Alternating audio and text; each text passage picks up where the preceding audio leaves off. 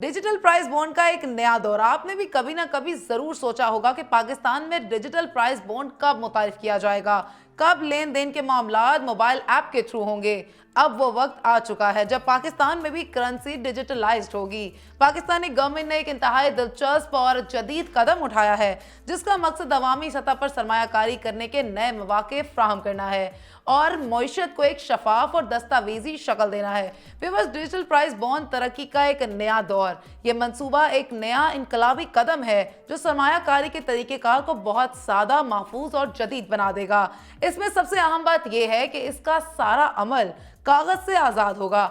जहां पहले कागजी बॉन्ड और टिकट खरीदने की जरूरत होती थी, अब वहां आप अपने मोबाइल फोन के जरिए डिजिटल तौर पर प्राइस बॉन्ड खरीद सकेंगे और इसी मोबाइल ऐप के जरिए इनामात वसूल हो सकेंगे। इससे न सिर्फ वक्त की बचत होगी बल्कि इस अमल में शामिल तमाम अखराजात में भी कमी आएगी। इसके अलावा जो इसमें इनामात होंगे वो आपके बैंक अकाउंट या CDNS के कौमी बचत अकाउंट में मुंतकिल हो जाएंगे। इस इकदाम का सबसे बड़ा फायदा व्यूअर्स ये है कि इससे मईशत की दस्तावेजी शक्ल में इजाफा होगा, जिससे पाकिस्तान के इक्तिसादी सूरत हाल में शफाफियत आएगी।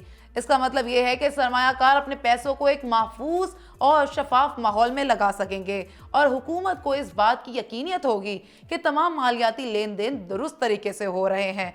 इसका एक फायदा यह भी है कि इसमें चोरी, नुकसान या ज़िया का खतरा तकरीबन खत्म हो जाएगा। पहले जहां कागजी प्राइस बॉन्ड में चोरी या ज़िया के बाद आपको इनाम हासिल करने में मुश्किलात का सामना होता था, अब डिजिटल प्राइस बॉन्ड में ये तमाम खतरात खत्म हो जाएंगे। व्यूअर्स, इसमें एक अहम बात यह भी है कि ये चूंकि डिजिटल तौर पर रजिस्टर्ड होता है, इसलिए किसी भी किस्म की जालसाजी या धोखाधड़ी के इम्कानात तकरीबन खत्म होने के बराबर होंगे।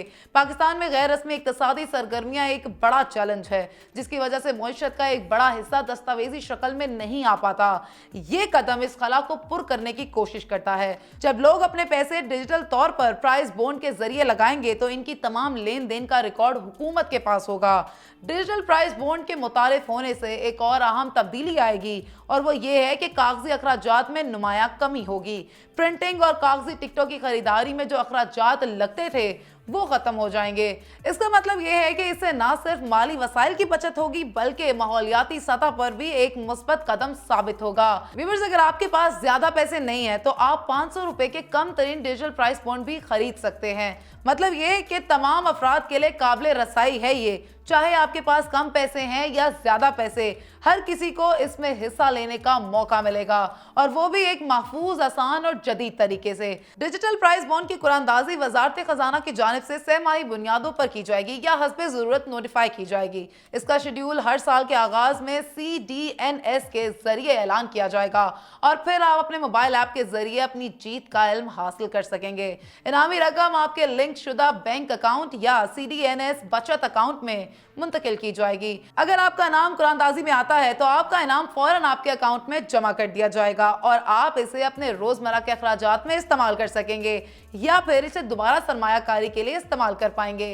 इनामी रकम पर टैक्स लागू होगा लेकिन इस पर ज़कात लागू नहीं होगी, जो कि एक अहम पहलू है क्योंकि ये अफराद के लिए माली तौर पर मजीद फायदा मंद बनाता है। डिजिटल प्राइस बॉन्ड के खरीदार को खरीदारी के वक्त किसी भी शख्स को नामजद करने का इख्तियार होगा, जिससे बाद में किसी भी जरूरी तब्दीली की जाएगी।